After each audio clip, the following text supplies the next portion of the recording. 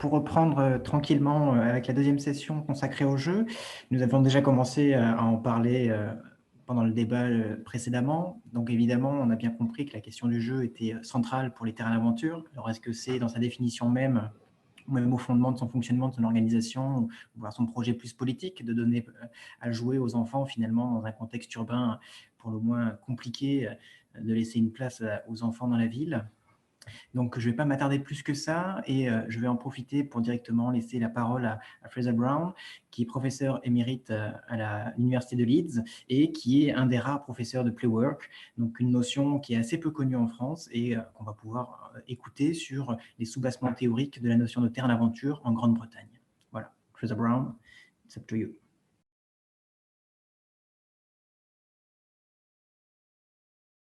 Okay, thank you for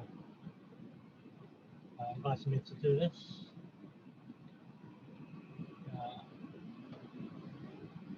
I'm not going to talk at length about the history of adventure playgrounds, but I just thought it's worth mentioning how they started. The concept of it was not originally called an adventure playground, it was called a junk playground. In other words, the idea was that the children would be given lots and lots of scrap materials that other people didn't need, and that would be left on the play space, and the children would enjoy making whatever they wanted to out of the junk they were given. So the idea was developed by C.T. Sorensen, a very well-known landscape architect. First wrote about it in 1931. The first example of Sorensen's concept appeared in 1943 during the German occupation of Denmark, when Sorensen was commissioned to design a junk playground for the Emdrup housing estate in Copenhagen. And he wanted to create a space that enabled children to play in the chaotic and sometimes reckless way that children do. He wanted to create a specific space because he felt that there was a risk that the German occupiers would interpret the way the children played as being hostile to them if it didn't take place in an obvious play space.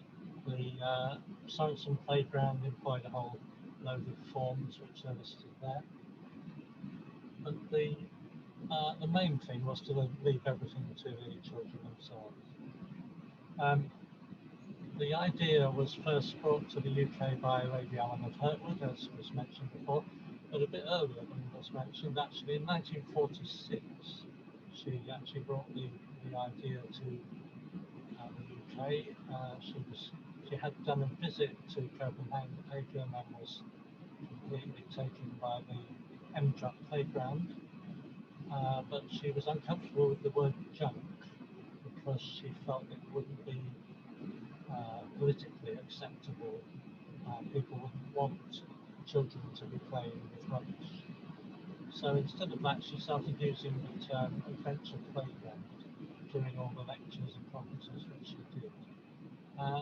As a result, the first adventure playground that we've got on record in the UK was built in Morden, which is a suburb of South London, in 1946.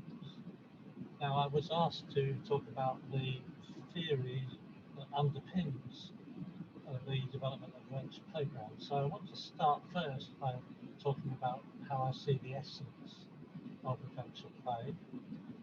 A number of things. I think it's about creation and control on the part of the children.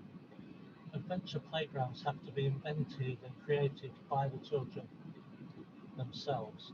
So they build the structures, they create the activities, and all that has an immediate effect, an ongoing impact on the nature of the playground. Excuse me. A previous speaker mentioned Drummond Abernethy, whose concept it was that the adventure in an adventure playground is not in the big adventurous structures, it's in the mind of the child. So that's where I say it's about creation and control. It's also about learning and development. It's not specific. We're not trying to teach children anything in particular, but learning and development takes place whether we like it or not. Children gain knowledge through their experience-based learning, through their interaction with the local environment. That helps them think through problems and ideas, and it is very helpful for them to have adults around that they can ask questions of and call for help if they need some help. Those adults nowadays are called playworkers. We have been running a playwork degree course at Leeds Beckett University for the last 30 years at least. It's also about community. Adventure playgrounds provide opportunities for children to develop their own community through the games that they invent, the activities that they invent, and the development of the friendships on the playground. Sometimes it's about sanctuary. Adventure playgrounds sometimes provide a home from home for troubled children. It can be a space where children can be loud and dirty and silly and spontaneous, even in the middle of a city, but it can also be a space where children can share issues that they have, serious issues that are going on in their lives, perhaps with the playworkers, perhaps with their friends. A couple of speakers have already mentioned the theory of loose parts. This is it, as far as I can sum it up. It was developed by Simon Nicholson, an artist. He says, in any environment, both the degree of inventiveness and creativity and the possibility of discovery are directly proportional to the number and kind of variables involved. In other words, the more loose parts there are in any environment, the more creative we are likely to be. So if we want children if we want to help children be creative and discover things, then it's a good idea to have lots of loose materials available in an environment. Now that is at the heart, that whole idea is at the heart of a theory that I developed in the 1980s and 90s called compound flexibility. This is a developmental theory about how child development takes place. I'll go through. It goes like this. I'm not going to go round that circle right now. I'm going to come back to that, but I'm going to go through it very stage by stage. So my idea is that the degree of flexibility in a child's world directly influences the opportunities that they have for experimentation, control, and so on. So in other words, going back to the idea of loose parts, the more loose parts there are in the environment, the more flexible that environment will be, and the more children will be able to experiment and be in control, and so on. So stage 2 of the compound flexibility developmental cycle is when children are able to explore and experiment and exercise control over the world, they produce chemicals, opioids, in the brain, which make them feel really good about themselves. So the more you experiment, the more you're able to exercise control, the more creative you're able to be with your environment. We know for certain that chemicals are released in certain areas of the brain that make us feel good. So when kids feel good about themselves, not just children actually, but we're talking about children here. When children feel good about themselves, it helps them develop self-confidence, self-awareness, and self-acceptance.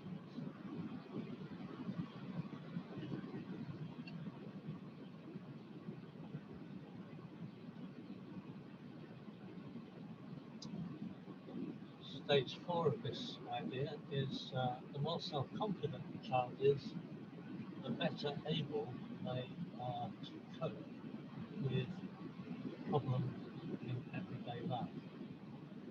Now, I'm not talking about major problems here. I'm talking about the sort of little problems that we face every day. We find ourselves asking the question, what should I do about this? And the more self-confident we are, the more we're able to cope with that sort of situation. So instead of having a reaction of fight, flight, or freeze, we actually have a rational reaction of, I wonder how I could do this, I wonder how I could address this issue successfully. And if the answer you come up with doesn't work, then a self-confident child goes back and tries something else, works out something else, instead of, you're not going to run away if you're self-confident. So self-confidence helps children cope with the problems of everyday life. Good problem solvers are able to make better use of the opportunities that exist in their environment. So they can try all sorts of things out. And that brings me back to this. So this is the ideal developmental cycle, especially as it relates to children playing. So you can start anywhere in this cycle. At the top, we'll start at the top. The degree of flexibility in a child's world has a direct influence on opportunities for experimentation, control, and so on. Those opportunities for experimentation and so on are linked to a range of positive feelings experienced, such as pleasure, success, achievement. The more we have those positive feelings, that governs the development of self-confidence, self-awareness, self-acceptance. And in turn, as I said before, the more self-confident the child is, that helps to contribute to a level of flexibility in the development of the child. That's shown through their ability to solve problems. That developing flexibility in the child, in the way the child addresses things, that directly affects the relationship between the child and his or her environment.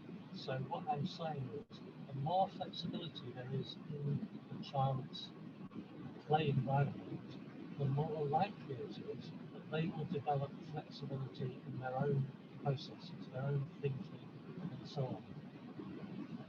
And that's what children need in order to be able to cope with particularly the modern, ever-changing world. And what's this got to do with adventure play, with playwork? Well, particularly in the Western world, children are faced with a lack of flexibility. And the problem that causes is that it slows down the compound flexibility developmental process. So it reduces opportunities for experimentation, control, and so on. That lessens the number and range of positive experiences. That slows down the development of self-confidence and so on. That restricts the child's level of flexibility and inhibits the development of problem-solving skills.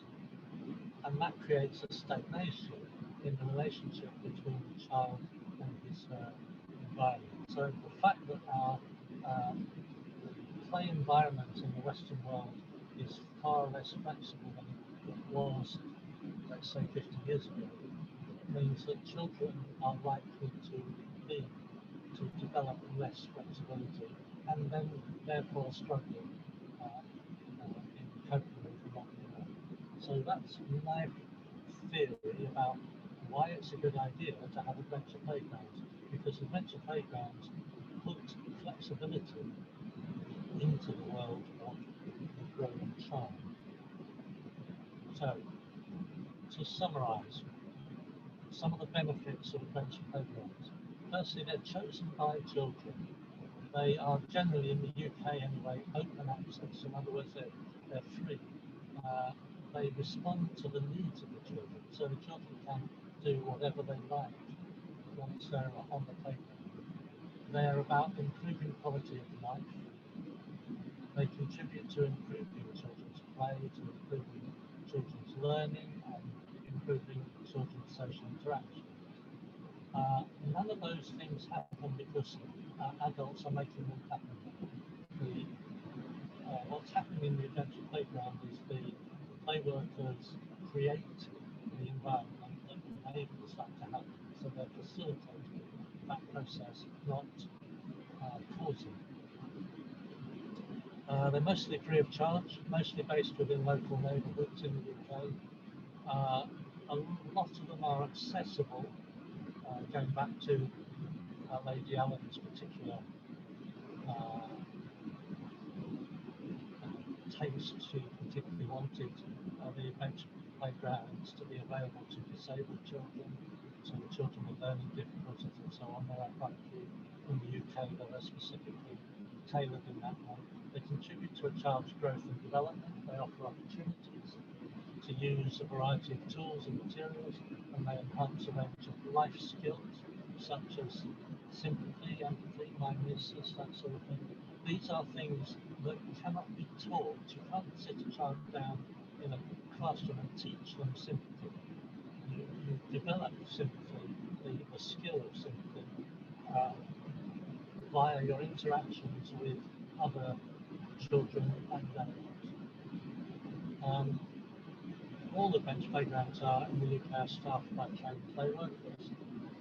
One of the key things I think is ownership.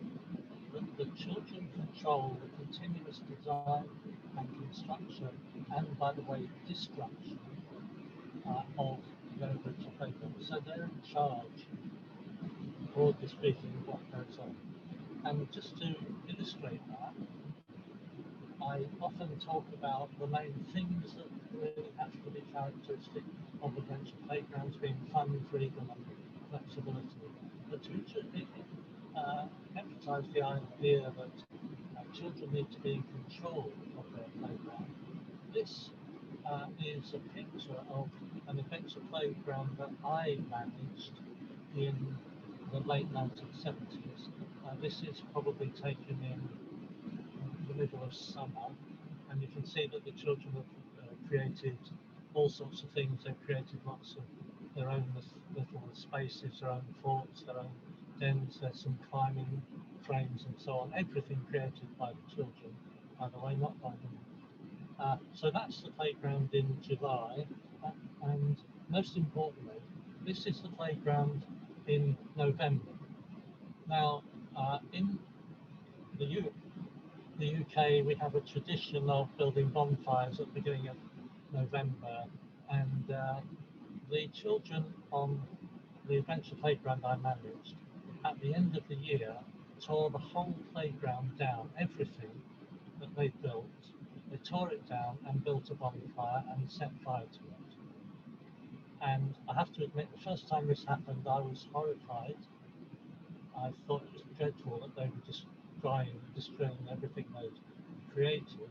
But actually, going back to the previous picture, that actually is a picture of the second year of the playground. This is a picture of the end of the first year of the playground.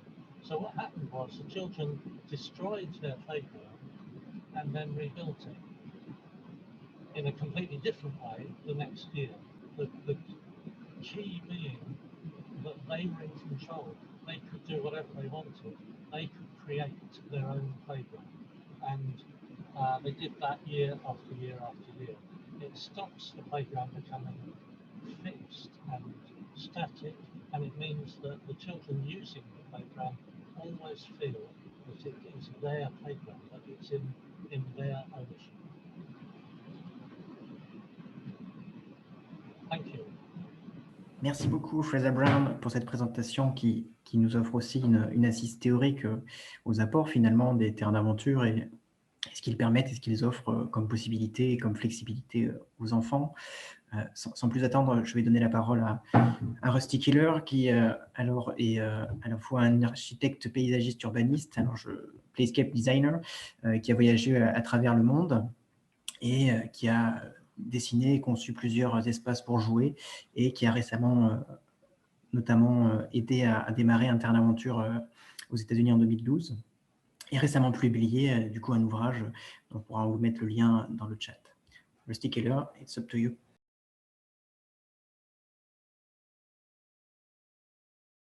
Okay.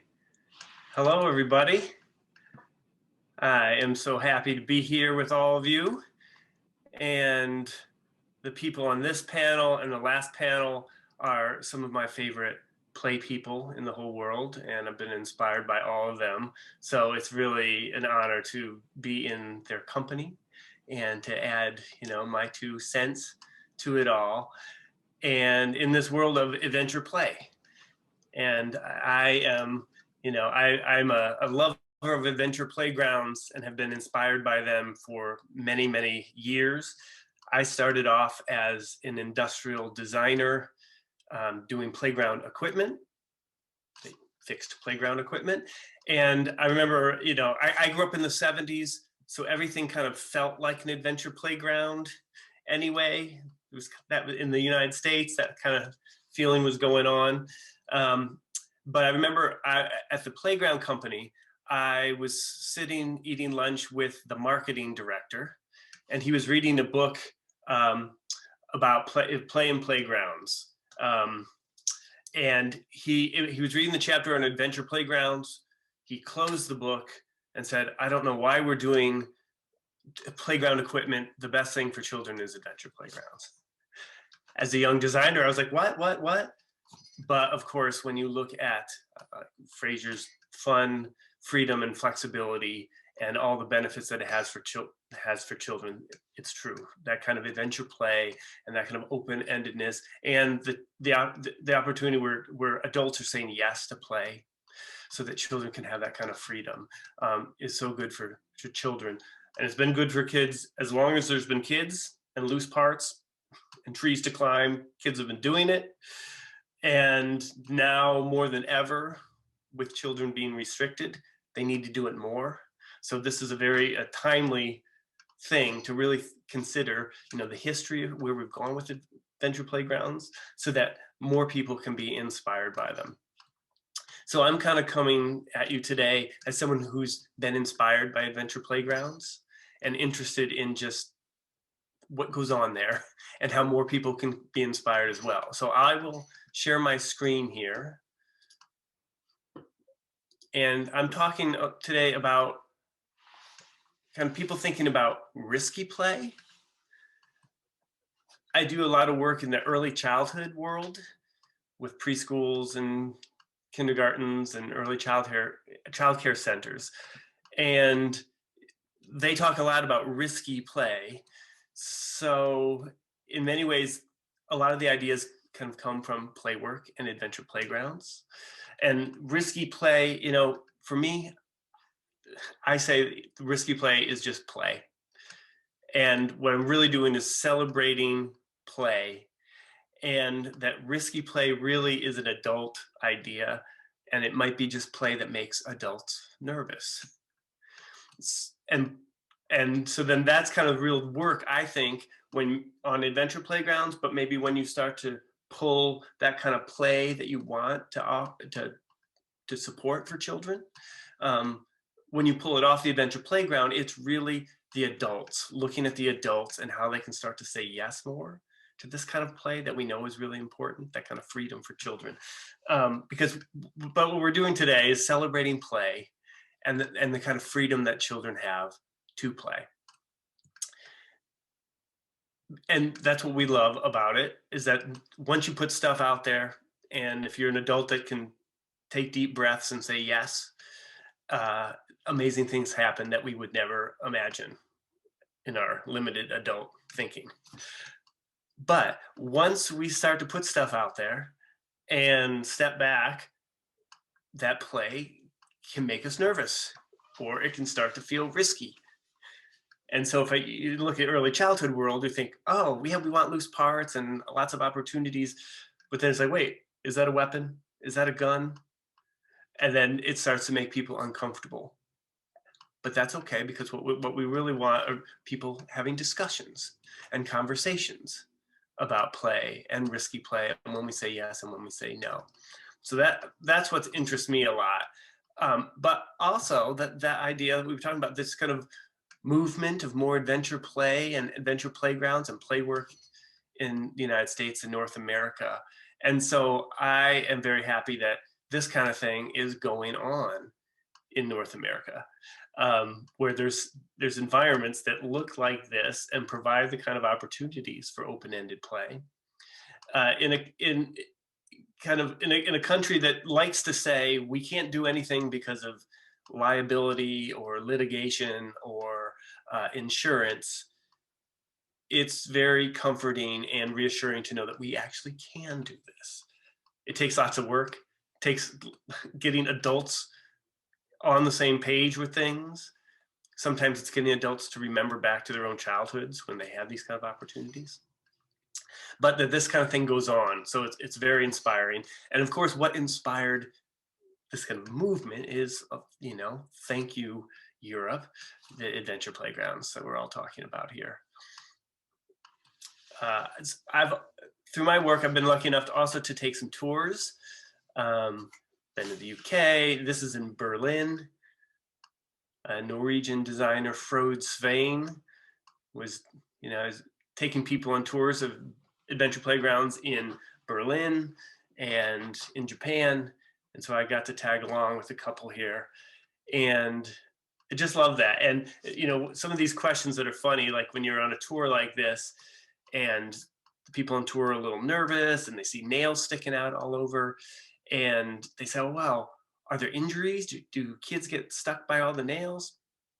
And the German tour guide tells us, well, actually, there are injuries, but most of the injuries are people taking tours who don't see the nails and walk into the nails and stick themselves. That the kids get injured less because they pound those nails in. They know where the nails go and know what to look out for. So that's interesting. This is in Copenhagen, the same thing. So many places to be inspired by for us in the United States. And even during our long dry spell of very few adventure playgrounds in North America, there was the Berkeley Adventure Playground in Berkeley, California, holding it strong, 30 more plus years, while we all caught up to them and worked to do it ourselves.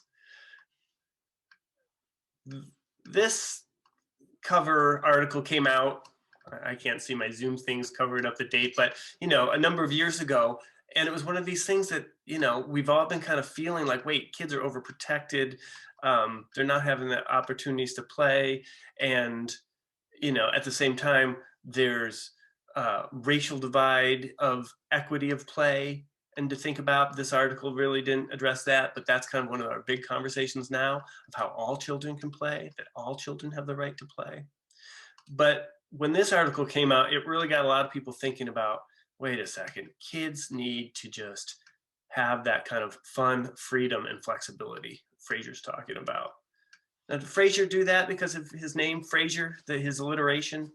Fraser's fun, flexibility, and free. Okay, so anyway, so all those adventure playgrounds inspired me. I remember talking to Morgan from Pop-Up years ago and wanting to plot and plan, some adventure playgrounds, or at least adventure playground inspired places in the United States. So this is one that I worked on years ago at a children's garden, the Ithaca Children's Garden, where I live in Ithaca, New York, the Hands-on Nature Anarchy Zone. And really a place for that kind of freedom and flexibility, loose materials. This was a blending, because it was in the children's garden, kind of what Robin was talking about nature and nature play and adventure play. So there's not a lot of, there's junk, but it's curated to be more on the nature side of things, which is interesting. I do natural playscape design, so I like that. But there's junk in there too. It's like the greatest throne ever. And just that opportunity for all children to explore and build with loose materials, or have quiet space, or dig, explore the seasons, and all ages.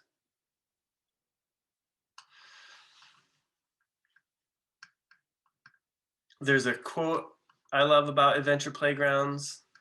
I think I heard it first from Morgan. It said, "They ain't pretty, but they're beautiful."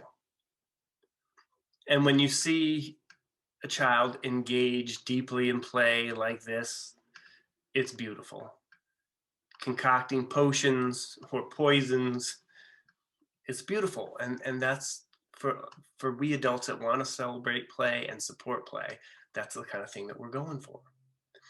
But it's a different aesthetic than what people maybe used to think about was that best practice for children. You know, we got the rubber ice surface typically, or fixed playground equipment used to be the idea. But more and more, of course, I'm really attracted to this kind of stuff. But at the same time, this kind of aesthetic is starting to catch on more and more. And I work in the early childhood world a lot. And so people in the early childhood world are getting excited about things that maybe first were just an adventure playground. So it's like a trickle down idea of adventure play, play work, trying not to adulterate the play, and how then you can create these really rich, flexible environments that may look like this and provide all those kind of opportunities for children. And so working on my book about risky play, one of the big things in early childhood world are licensors. Licensors say we can't do things. Licensors, they're not going to let us. But I did a lot of interviews with licensors at the state level and the national level. And they all agree, actually, against what people would think, they agree that risk is important for children and that children need access to risk, and they need the open-ended opportunities for play and to say yes themselves or say no to themselves. But it was funny, one time I was presenting this at a national conference of licensors, and they all liked it, but somebody raised their hand and said, "Are you saying that this is good or bad?" I was like, "It's good, it's good." But it's interesting, and then they agreed and they went on and thought it was great too. But it's interesting because in some ways, what was best practice for children almost looks like what's worst practice. Like you have to prove that you're being mindful about it, intentional about it, at least at the early childhood world, that you're doing this stuff on purpose. All that stuff is there on purpose. And the purpose is the adult who knows that they want to support this kind of play and the opportunity for children to take risks. So when it's translated to early childhood world, it can look like this. Or this.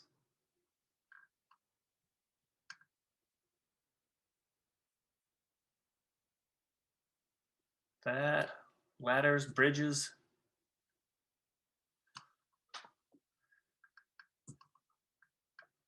And then even the idea of tools. So adventure playground ideas of using tools. Early childhood centers are starting to get involved in that too. And for me, I really think it's about how people find their way to say yes. So even this group looked like they were able to say yes because they have some rule that there's a rope back there. So people who don't have the axe stand behind the rope, okay? And fire.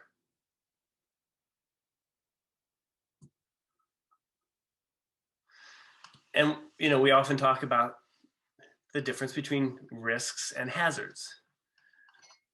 And and then, okay, so how do you find your way to say yes? How do you find your way to say yes? So we say the risk, people have all different ways of saying it, of course.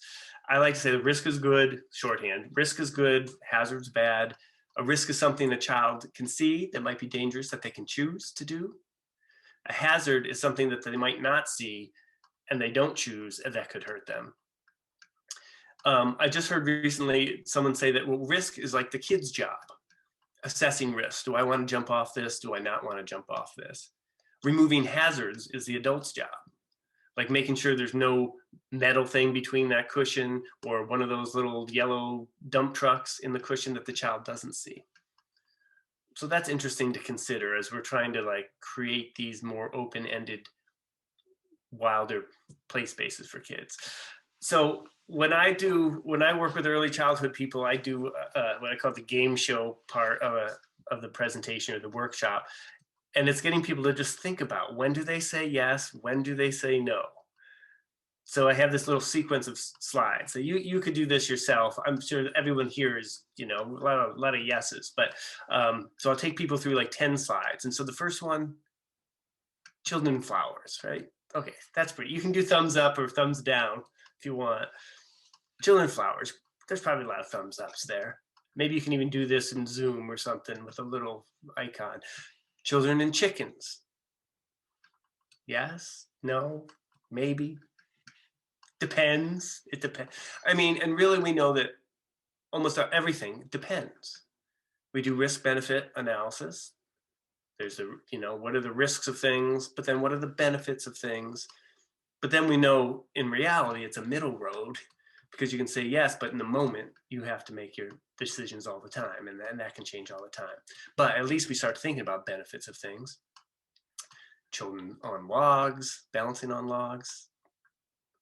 We all like that, yes, yes. And early childhood people, then I'll show this, jumping off of logs with forks in their hand. Did they like that? Climbing trees. Oh, yep, time. All right. We'll end here. I go through mud kitchens, mud,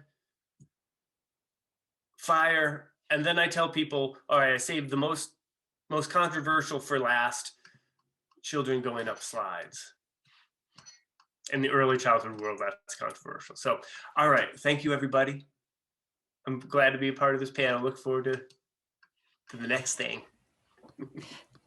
Merci beaucoup, Rusty, et de nous avoir montré qu'on pouvait dire oui, et même aux très jeunes enfants qui prennent des risques dans les terrains d'aventure. La parole très rapidement à Michael Patte pour présenter le playwork, un métier ou une profession qui reste très peu connue en France, et du coup d'avoir une vision et une présentation de où est-ce qu'il en est et qu'est-ce qu'ils font en Grande-Bretagne et aux États-Unis.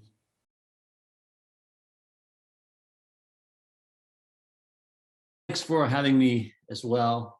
It's a pleasure to be here with you today, and all of the presenters today are colleagues and people that have inspired me to a person. It's interesting. It's a very small field, really. So when I got the initial invitation and I looked at the presentation list, like I said, they're all colleagues and friends. So so thanks for having me on board. So I'm a teacher educator in Pennsylvania. I was trained as an early childhood teacher, and child development is my background. And my most memorable experience as a teacher was working in preschool, working with children, you know, birth to 5 years of age. And the preschool in which I worked was a Reggio Emilia, Waldorf Steiner inspired preschool. So an emergent curriculum that came from the interest of the children, very play-based, lots of loose parts, spent more time outside than inside. Beautiful time in my life. It was the most inspirational time for me. And that's really when I gained an appreciation for the precious stage of life that is childhood and how unique that stage is. And then I transitioned from preschool to elementary school teaching 10 to 12-year-old children. And the first couple of years I did it, you know, it was interesting, and then it became very structured and academic and very unplayful. And metaphorically, I tell people that I felt like a Dementor from the Harry Potter series that were sucking the souls out of children. And I just couldn't do it anymore as a, as a teacher. And then I transitioned to higher education, where I am now. And I'm not sucking the souls out of university students, but it's a different vibe, certainly working at the university than it is working with young children.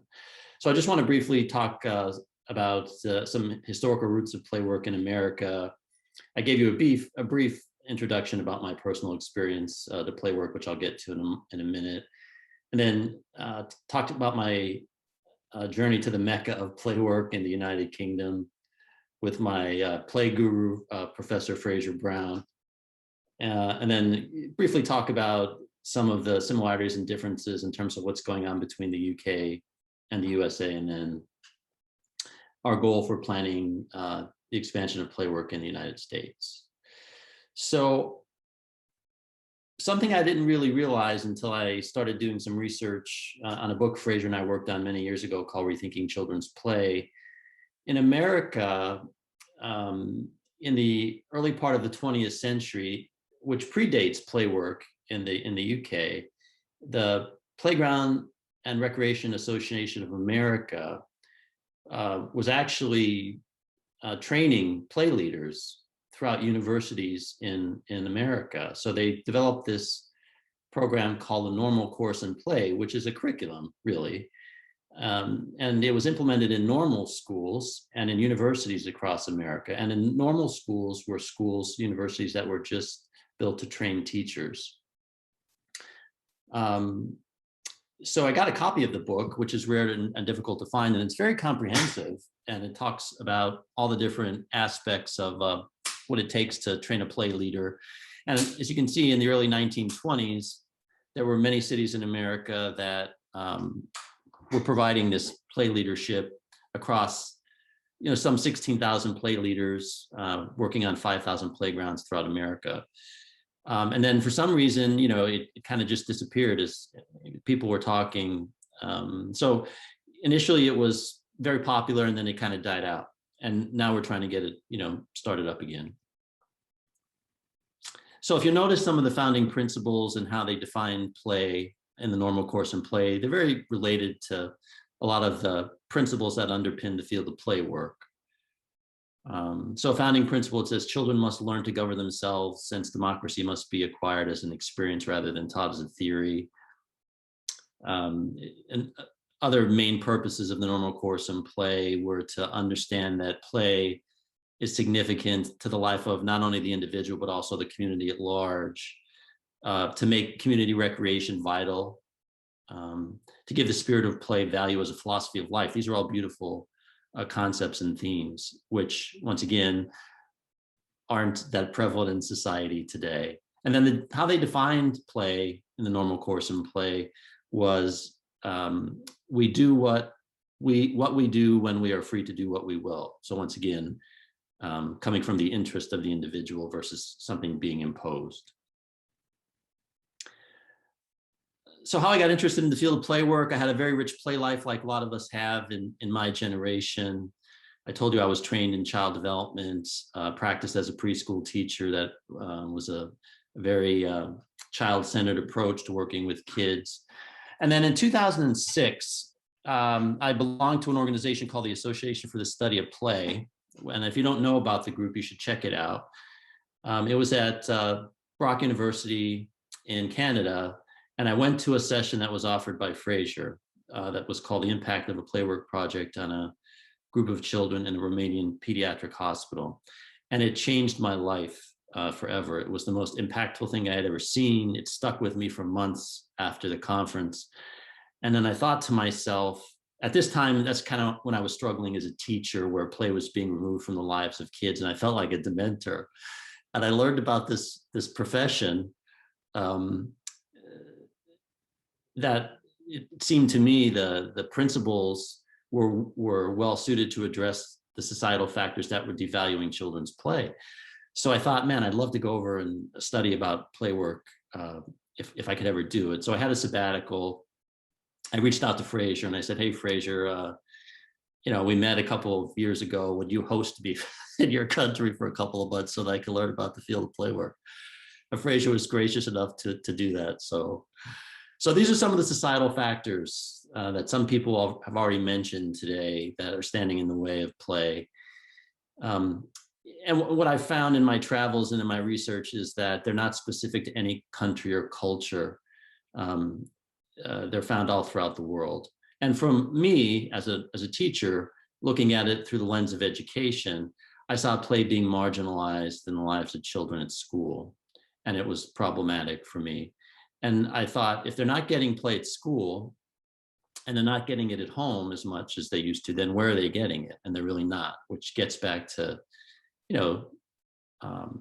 Convention on the Rights of the Child, Article 31, and the child's right to play. So I was blessed enough to do a Fulbright scholarship with Fraser in 2010. I spent 6 months with Fraser in the UK, researching the field of playwork. I was observing playworkers practicing their craft. So I got to run around with Susanna as an example, play ranging.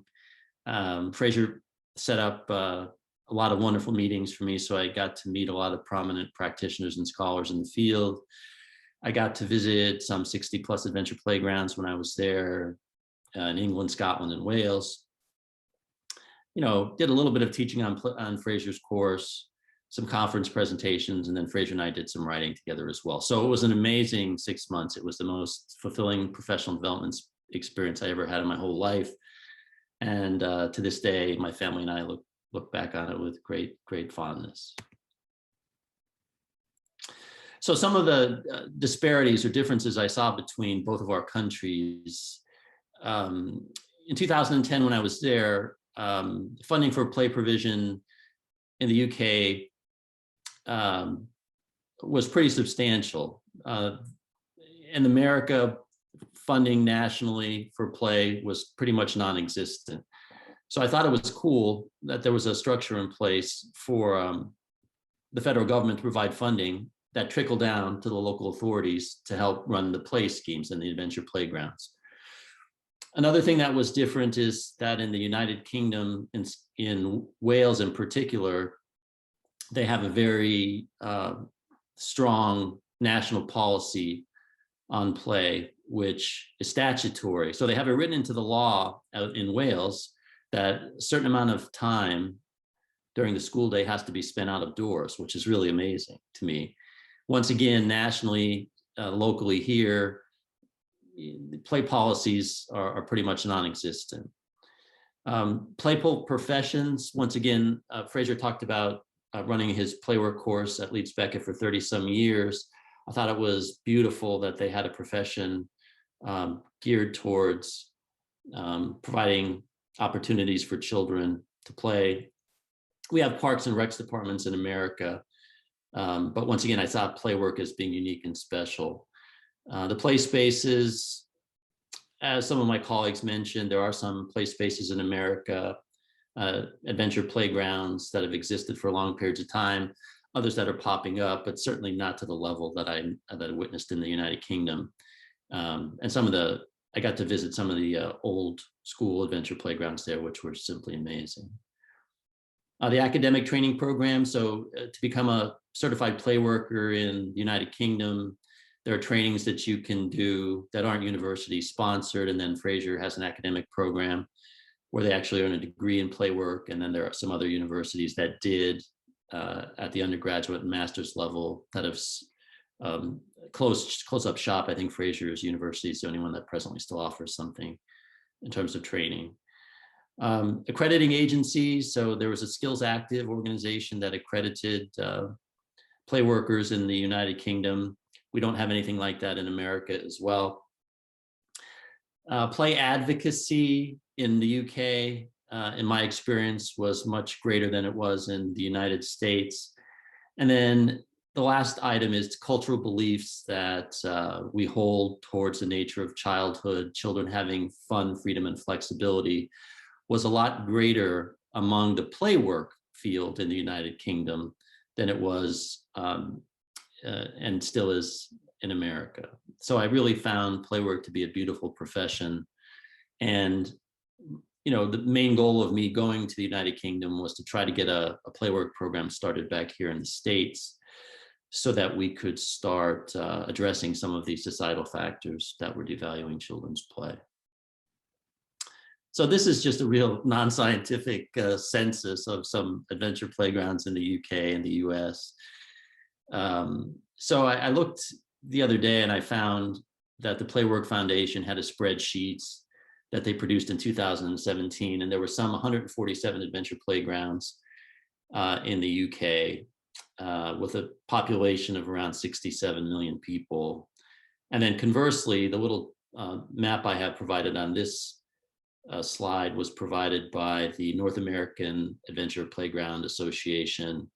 And, we have a population in America of about 330 million with some 24 adventure playgrounds operating throughout the country. Now, there are probably some more, this is a couple of years ago, but you can just see, just based on this simple statistic, that in terms of national play space is much better in the United Kingdom than it is here. And then last slide, growing the field of playwork in the United States. Rusty talked about this a little, about building capacity, partnering with different organizations, local universities, developing training for folks. And, because of my work in the United Kingdom with Fraser, we have created a Playwork certificate and minor program at my university. And we think it's the only official academic Playwork training program anywhere in the country. And once again, it's all due to my collaboration and work with Fraser and the folks in the UK. So thanks for your time and for allowing me to share my perspectives on the difference between Playwork in the US and the UK. Merci beaucoup pour cette présentation très riche et très claire sur les différences du playwork entre le UK et les États-Unis, et ça nous donnera l'occasion de donner un dernier aperçu finalement historique avec la présentation de Reilly Wilson sur l'histoire du terrain d'aventure un peu méconnu aux États-Unis, de Minneapolis à New York. Donc sans plus attendre, je lui donne la parole de suite.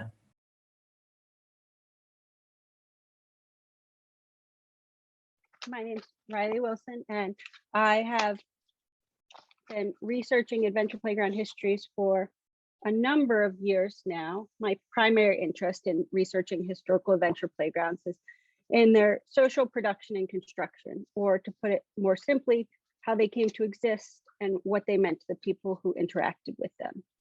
And I came to historical adventure playground research through writing a thesis for a master's by research in geography in the UK, focused on Lollard Adventure Playground in the late 1950s. Using documents sourced from several different archives, I've been able to find information about 26 different adventure playgrounds in the US from 1949 to 1979, along with the playgrounds indicated on the timeline, for which I have found definite start dates. The cities of Santa Cruz, California, Seattle, Washington, and Elmhurst, Illinois, all operated adventure playgrounds at some point before 1978.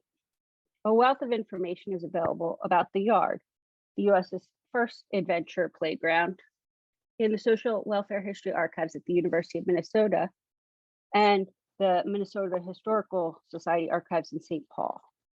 Information about the adventure playgrounds in New York City in the early 1970s can be found scattered across 3 separate archives: Columbia University's Avery Architectural and Fine Arts Library, the New York Public Library's Manuscripts and Archives Division, and the archive of the Schoenberg Center for Research in Black Culture.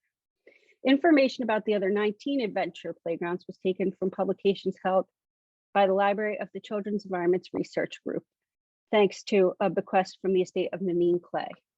Even more information about these playgrounds is likely held in municipal archives across the country. The Yard in Minneapolis, Minnesota, is the first known iteration of an adventure playground in the United States, and was opened in 1949. Next slide. Known alternatively as the Yard and Young Yardsville, a tongue-in-cheek nod to its appearance that was meant to recall the Hoovervilles of the Great Depression. This playground was funded by McCall's Magazine, operated by the Margaret Berry House, a settlement house run by the Minneapolis League of Catholic Women. According to an article published in McCall's, a popular women's magazine, the playground was inspired by Endrup. McCall sought to fund the production of such a playground in celebration of the mid-century White House Conference on Children and Youth, deliberately masterminding the project in anticipation of featuring it on the cover of the magazine.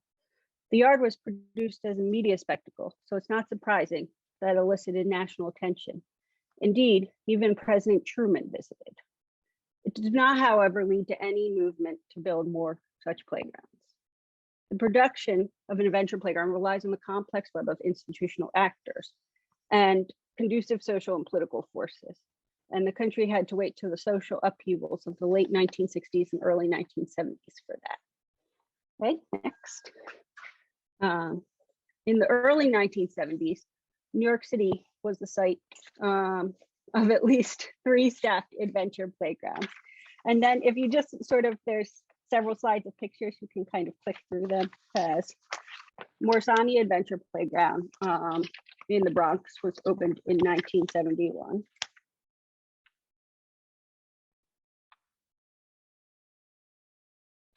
It's a little bit hidden, but these pictures all come from Columbia University's Avery Archive, from the Parks Council record. Sorry, I don't have anything more to say till we get to, so you could just skip forward through the pictures. This is also Morsania.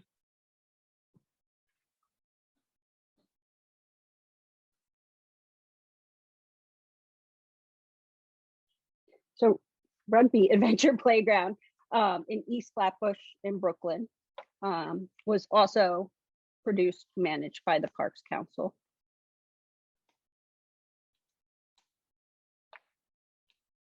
As you can see, this playground was pretty dynamic. They had not just building features, but quite a large zoo, like of random animals, ducks and rabbits.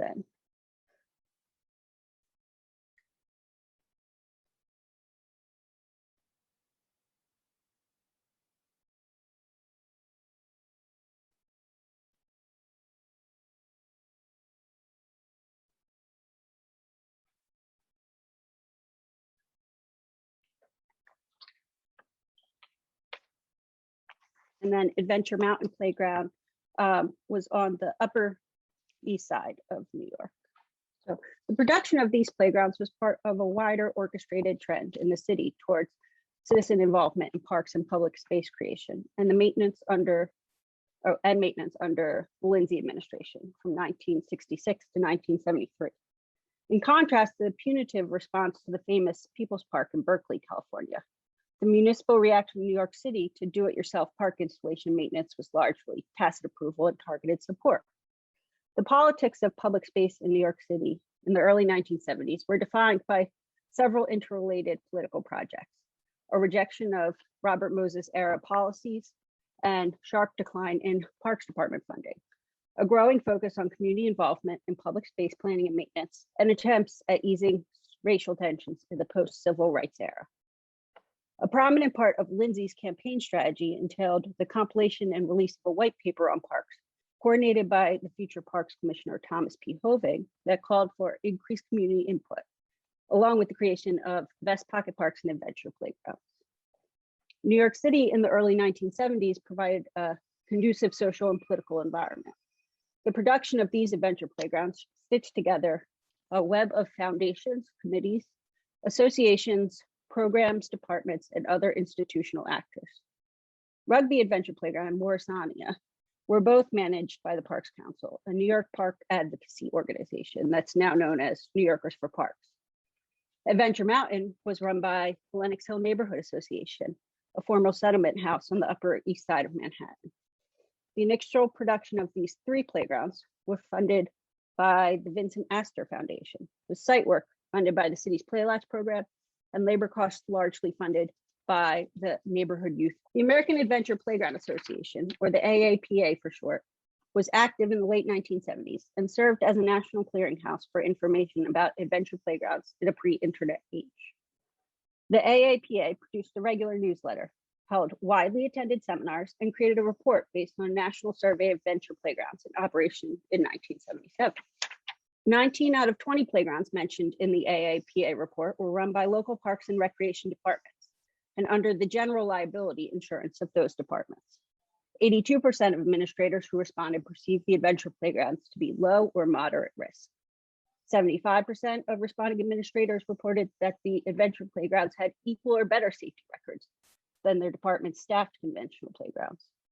Further, half of the 25% of administrators who responded that their adventure playgrounds had a worse injury rate than conventional playgrounds also noted that the injuries sustained at the adventure playgrounds, quote, consisted of only minor scrapes, minor cuts, scrapes, and bruises. On the topic of community support, the report states that, quote, public acceptance and the support of adventure playgrounds currently in existence in the United States has been nearly unanimous. Donations of manpower, money, materials, and supplies for local businessmen, commercial and industrial firms, public, private, and voluntary organizations, and the general public serve as a good indicator of the highly positive reactions to such playgrounds by the community in general. The history of the production of adventure playgrounds in the United States is at once cyclical and yet disconnected. While the popular narrative focuses on why adventure playgrounds never took off in the US, as compared to many countries in Europe, and often places the responsibility on, the over litigiousness of American society, the documents that I've seen do not bear that out. Indeed, this false mythology enables advocates to ignore the social and political forces that govern the existence of such spaces. A more accurate framing attends to the reality that the US is geographically much larger than any of the countries in Western Europe. Because the production of an adventure playground relies on an often complex web of institutional actors, buttressed by conducive social and political forces, it's an inherently localized project, as the regional clustering of adventure playgrounds in the US in the 1970s demonstrates. The next stage in this research is in municipal archives to reconstruct the networks of actors and proximities to understand how ideas about adventure playgrounds found purchase in these particular locations and why, despite their popularity, they disappeared. Thank you.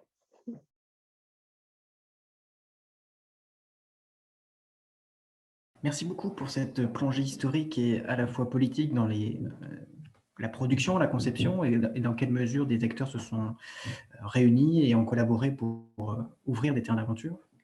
Et je remercie aussi tous les participants de cette session pour leur présentation et les travaux qu'ils ont pu nous présenter. Et on va, comme tout à l'heure, ouvrir la table aux questions. Et sans plus attendre, peut-être aussi reposer la question qui avait été posée par deux participants juste avant dans la table précédente et qui peut faire des liens avec ce qui a été présenté juste avant. Il y avait une première question de Rémi Cadier en France, où finalement les terrains d'aventure ont été ouverts dans les quartiers populaires et sont en train de réouvrir aussi dans des quartiers populaires habités majoritairement par des familles pauvres. Dans quelle mesure finalement les terrains d'aventure ont pu ou sont encore utilisés comme un usage de pacification sociale, on va dire, embauchant des animateurs, des animatrices à peu de frais pour gérer des enfants et des jeunes qui ne fréquentent pas forcément des structures habituelles de l'animation ou d'autres structures du travail social. Et du coup, c'était une question finalement par rapport aux États-Unis ou à l'Angleterre, dans quelle mesure les terrains d'aventure avaient eu cet usage-là ou non, et quelle était la position du playwork par rapport à ça. Si vous avez des éléments par rapport à cette question. Et la deuxième question d'Aurel Ratez, de Yaka Faucon, un collectif dans le nord de la France, qui était la question de la légalité finalement de mettre à disposition des outils aux enfants, et dans quelle mesure c'était possible donc aux États-Unis ou en Angleterre, et s'il y avait un cadre légal par rapport à tout ça. Voilà. Qui veut répondre peut répondre. I can speak to, so I don't know if it was said, but I'm also one of the co-founders of the Adventure Playground in New York City that is on Governor's Island that Morgan showed. And while I'm not a play worker, I don't do any play work. I am more of an administrator by nature. We have not had any legal or logistical issues with providing tools We have never had any problem getting comprehensive insurance. Our liability insurance is much cheaper than our other organizational insurance, such as like directors and operators insurance to protect the board. So as far as I can tell, and Rusty and Michael Patte might be able to speak to this a little bit better, there has not been a single adventure playground currently in the US that has had an issue with obtaining insurance. Our insurance actuary basically said, if you do not have a pool or trampoline, we will insure you, and we're not concerned. And that's actually something I found in the American Adventure Playground Association report. They specifically mentioned that the insurance actuaries found it to be much safer than pools and trampolines. Can I address the first question about whether it's to do with social engineering? It is certainly true that the explosion, really, of adventure playgrounds in the UK in the 1970s was to do with sources of funds that were made available by the UK government, specifically aimed at deprived urban areas. So it would be true to say it was easier to get money for adventure playgrounds if you made the argument that you were working in a particularly deprived area. However, I think all children need to play, and so I don't think we should necessarily link the adventure playgrounds to poverty or to the need for, social engineering. I think that would be a big mistake. And certainly in the UK, I can't speak for the US at all, but certainly in the UK, a lot of children from fairly wealthy families, I would say, are quite play deprived, because their play consists of their parents taking them to clubs after school for 1 hour and then bringing them home again. So they don't actually experience the fun, freedom and flexibility that I was talking about when I did my presentation. Their lives are actually quite restricted and quite organized by the adults in their lives. Susanna mentioned the word adulteration. Quite often, children from wealthier parents have quite an adulterated existence. In terms of the role of the adults, and this is another way that it's really morphed in the last 50 years. I mean, many of us, my generation, I'm 50, early 50s, 54, we often played outside of the watchful eye of adults outside. And today, if you go to a lot of these play spaces, whether it's a fixed structured playground on very expensive equipment, or the Anarchy Zone in Ithaca, which I've visited as well. And I think Susanna and Morgan mentioned this a little bit, that there needs to be a space for the parents to kind of hang out and watch, So my thinking about trying to get, the playworkers infused in the local play environments in America is, if the parents knew that there was a trusted adult who was trained, they might be more willing to drop their child off and let them hang out at the play space to get kids out again, versus, just like we did 50 years ago, kids walking to playgrounds and hanging out by themselves, which in our country, just doesn't happen as much anymore for lots of different reasons. So, that was one of my thinkings about how it might work. We talk about roaming hordes of kids. When we were kids, there were roaming hordes of kids roaming around the neighborhood. You saw that they were seen and heard everywhere. You go out in most neighborhoods in America today, rural, urban, or suburban, on a beautiful summer day, and you just don't see children out anymore. They're either at an organized activity, they're inside, with video games, or so they've almost disappeared, which is sad. But you know, so I just wanted to mention that about the role of the adult. I remember reading articles on like early UK. I thought maybe we even saw a picture today, UK adventure playgrounds, and part of it was saying they created the adventure playground to get kids off the street, and it's almost and into an adventure playground. And now we almost want to create adventure playgrounds and play work in neighborhoods so that we can get kids on the street, get them outside. Some sort of flip. Justement, il y avait une question de Lily Avendano par rapport finalement aux générations précédentes et aux générations actuelles. Il y a beaucoup plus d'écrans ou d'outils numériques, et dans quelle mesure finalement les terrains d'aventure répondent ou peuvent s'adapter à cette omniprésence ou à ces usages actuels, selon vous? Well, it's got to be good to be able to compete, right, with the draw and the addiction of almost like infinite information and games or whatever. But I think we all know that when kids have something like an adventure playground with the fun, freedom, and flexibility, it can compete with that. And the idea of other kids, you know, being outside, and they say like what attracts kids to being outside are other kids. But it's like we somehow have to like go around our current culture to entice kids back to the stuff that we believe is good for them. And so, you know, we've been trying something else in Ithaca, like these after school programs and summer programs with play workers in the park, again, inspired by, you know, UK play ranging and play workers, where it's not adventure playground, it's just a regular park, but they bring the stuff there. And like Michael was just saying, because parents know there is an adult, even though the adult is on the kid's side, you know, there's an adult there that they can trust, so they can feel good about their kids being outside. So it feels like play work and play workers and this concept could have a real, you know, draw against screens. And then at the same time, some people talk about screens being an opportunity for kids to play together, you know, through the internet. Like suddenly there is like social playing, you know, on these games where there might not have been on video games before. It was more of a solitary thing. So there's positivity about that too.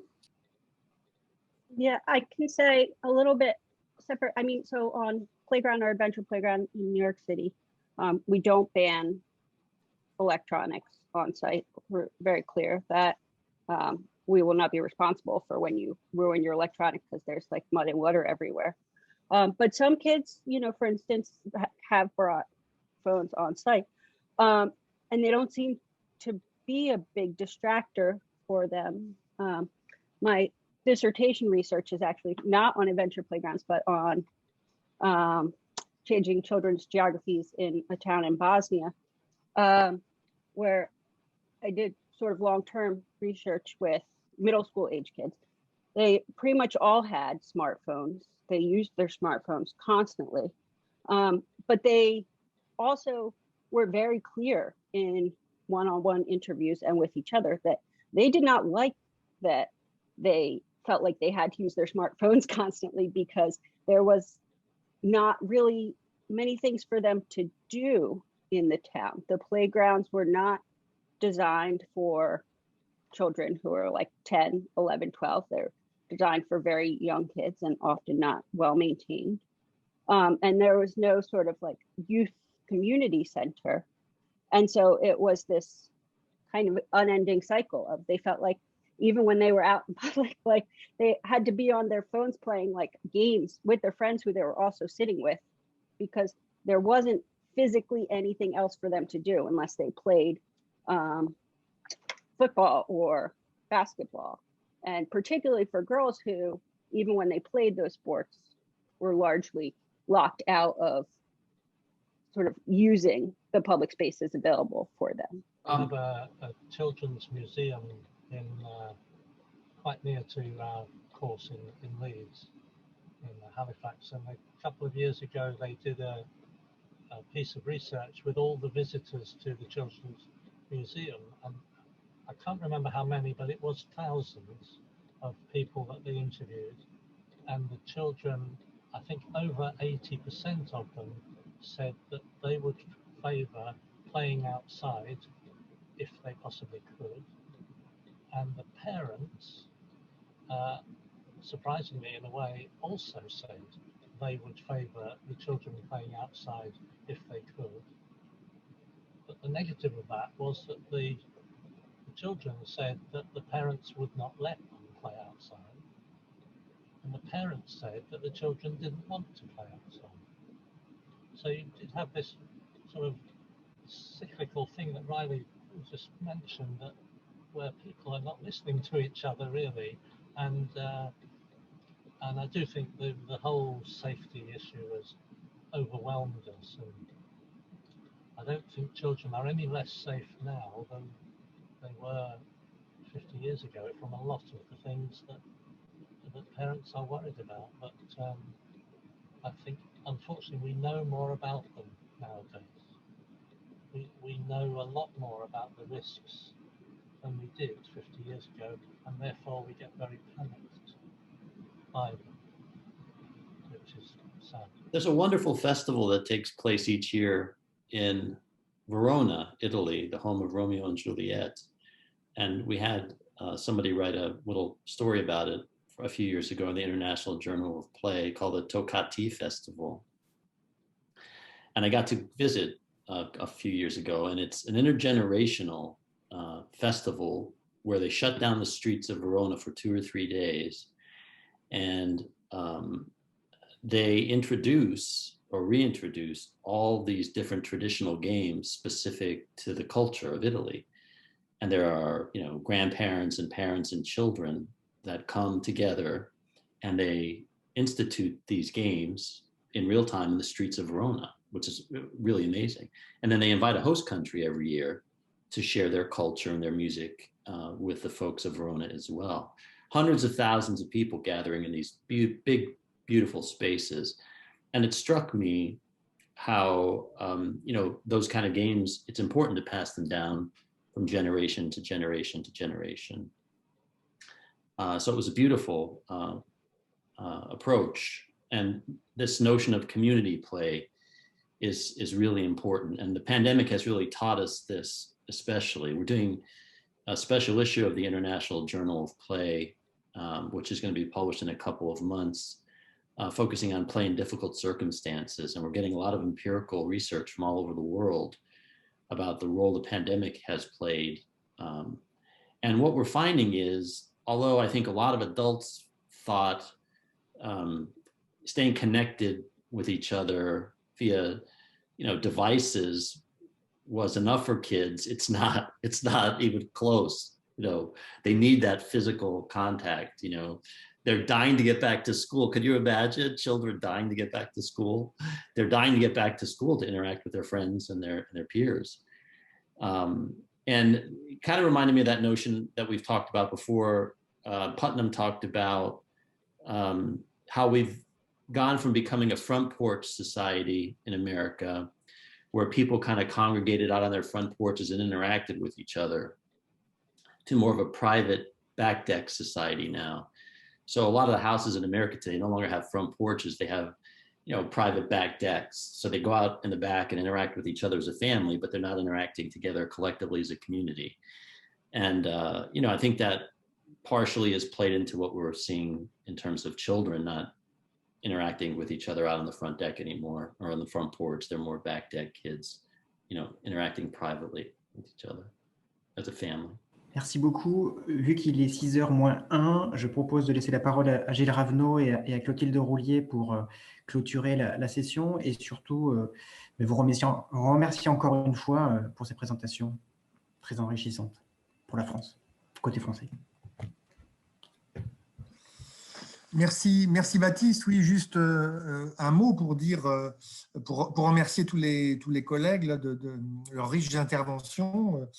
Encore une fois, j'ai appris moi-même aujourd'hui beaucoup de choses, et ça m'a donné vraiment envie d'en creuser d'autres, et ça nous donne encore plus de motivation pour nous engager plus loin dans la recherche-action, la recherche collaborative pour développer ces terrains d'aventure. On est toute une équipe là qui est complètement convaincue de la nécessité aujourd'hui et de l'intérêt de ces expérimentations. Donc, voilà, ce que je souhaite, c'est vraiment que cette première journée d'études soit qu'une première journée d'études, qu'on continue à collaborer. Et puis, je rappellerai que ce par quoi j'ai commencé aujourd'hui, cet appel à communication pour le colloque, ce grand colloque international sur 3 jours qu'on organise fin décembre 2021. Je vous engage les uns et les autres à nous faire des propositions de communication pour avoir le plaisir et la joie de vous rencontrer réellement lors de ce colloque où nous pourrons continuer donc, à développer les réflexions d'aujourd'hui. Voilà. Merci à toutes et à tous. Clotilde, peut-être un mot ? Oui, juste un tout petit mot du point de vue des archives pour dire que effectivement, je m'en doutais, mais on voit que la question est complexe du point de vue de la recherche de sources pour plusieurs raisons, notamment parce que les terrains d'aventure ont plusieurs appellations au sein même des différents pays et des différentes langues. Donc, ça ne facilite pas la recherche sur les documents. Et aussi parce que, on l'a vu avec les exemples là, les administrations qui ont eu en charge les terrains d'aventure dans les différents pays ne sont pas forcément les mêmes. On voit que les terrains d'aventure sont à la croisée de la question de la jeunesse et de la question de la gestion des parcs, environnement, etc., espaces verts. Et donc, selon les endroits, on trouvera des archives plutôt dans les services en charge de la jeunesse ou plutôt dans les services en charge de la gestion des parcs et jardins. Et je crois que cette question-là, en elle-même, est déjà un sujet en soi pour comprendre la façon dont les terrains ont été créés, gérés, appréhendés, compris, recopiés ou non. Enfin, je pense que déjà, cette question administrative-là, à partir des archives, est une question intéressante. Voilà. Je m'arrêterai là. Je voudrais qu'on remercie encore beaucoup nos 2 interprètes qui pourraient se démasquer peut-être maintenant et et ouvrir leur caméra. Marguerite Capel et Chloé Billon, un très très grand merci à vous, vraiment bravo, bravo, parce que c'était de la haute voltige. Voilà, merci beaucoup. Merci encore à toutes et à tous. Merci à tous, très bonne soirée. Voilà, on reste en contact. Bye Keep in bye. touch. Bye everybody. Bye.